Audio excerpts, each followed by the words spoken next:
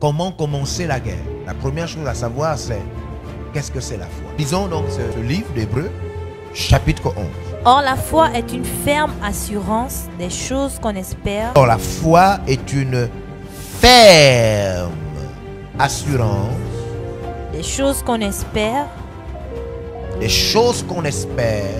Une démonstration de celles qu'on ne voit pas. La foi est une ferme assurance des choses qu'on espère.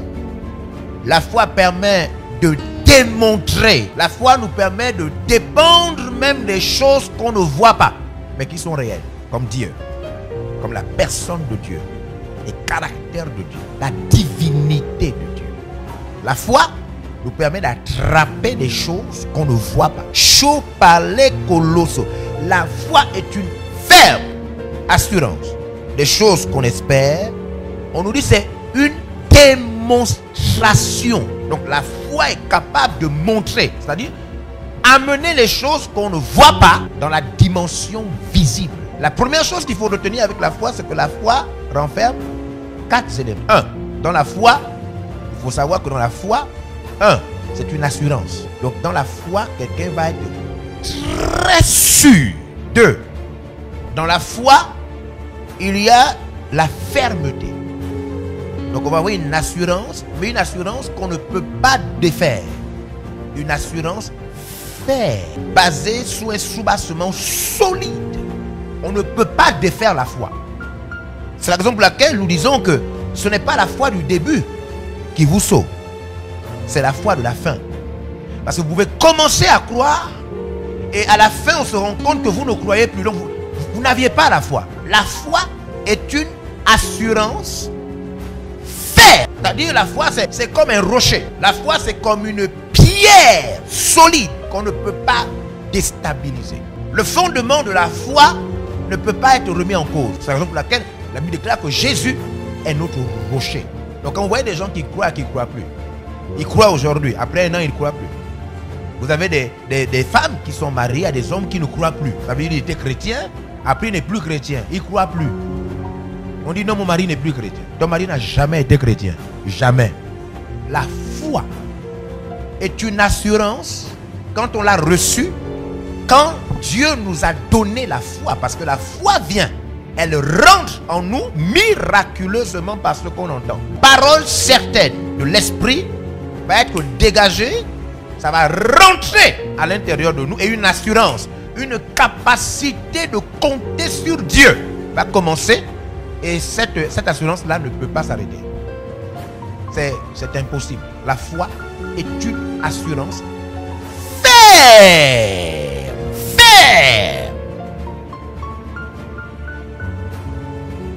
Une ferme assurance. Troisièmement, la foi est une ferme assurance des choses. Donc la foi voit des choses. C'est la raison pour laquelle celui qui a la foi, vous ne pouvez pas déstabiliser quelqu'un qui a vraiment la foi. Écoutez, je ne parle pas des gens qui ont cru après, ils ne croient plus. Ceux-là, ils n'avaient pas la foi. Ils avaient autre chose. Appelez ça comme vous voulez, mais ce n'était pas la foi. On ne peut pas abandonner la foi. Elle est une assurance ferme. La foi, ce n'est pas aller à l'église. La foi, ce n'est pas prier. La foi, ce n'est pas porter le nom de chrétien. La foi, ce n'est pas avoir la Bible. La foi, ce n'est pas avoir, je ne sais pas, des habitudes des chrétiens.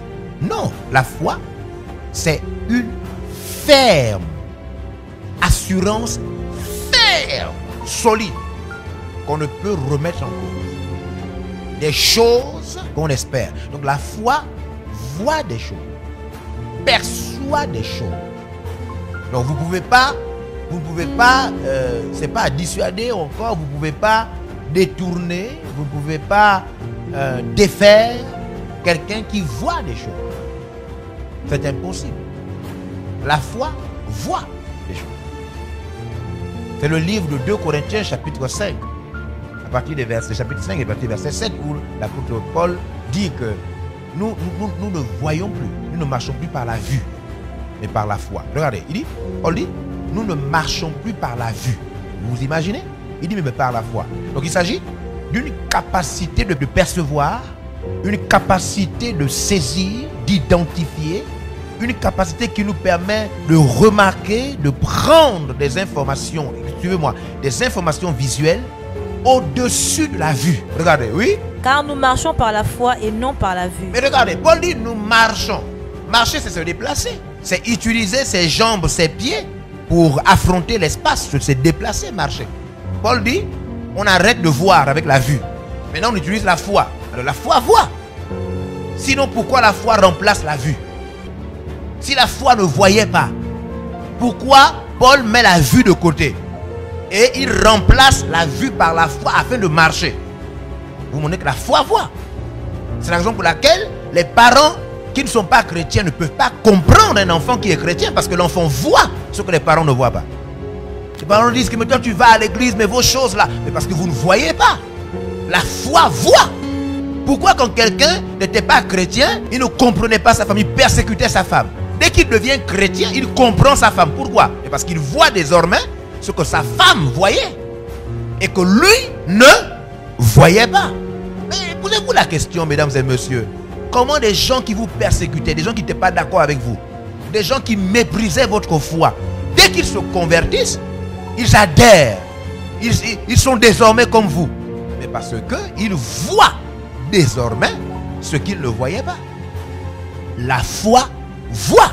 La foi est une assurance ferme des choses. La foi voit des choses. Des choses que la foi voit, perçoit. Des choses que la foi, n'est-ce pas, espère. La foi perçoit des choses. La foi peut identifier des choses que la plupart des gens qui n'ont pas la foi ne voient pas. Et la foi pense. La foi croit. La foi estime que ces choses doivent quitter du monde invisible au monde visible. Elle est donc une démonstration. La foi va donc essayer d'amener les choses que les gens ne voient pas à la visibilité de l'œil nu. La foi voit. Donc il y a de l'assurance, n'est-ce pas? Il y a la fermeté, donc la qualité de cette assurance, la fermeté de cette assurance. Il y a ensuite les choses que la foi perçoit, dont la foi espère. Et enfin, il y a la démonstration, donc l'œuvre d'amener, n'est-ce pas, au monde visible ce que la foi voit. Donc la foi est forte. C'est la raison pour laquelle la Bible dit, tu seras sauvé par ta foi. Parce que tu es capable de voir. Et il ne s'agit pas de la vue, puisque la foi remplace la vue afin de marcher dans ce monde. Nous espérons que vous avez été bénis par ce message de l'apôtre évangéliste Georges Olivier Bazaboa. Vous pouvez permettre à d'autres personnes de jouir de cet enseignement en devenant partenaire par vos dons, dîmes et offrandes au numéro de compte inscrit. Que Dieu vous bénisse, vous qui permettez à l'évangile de se répandre par votre participation financière.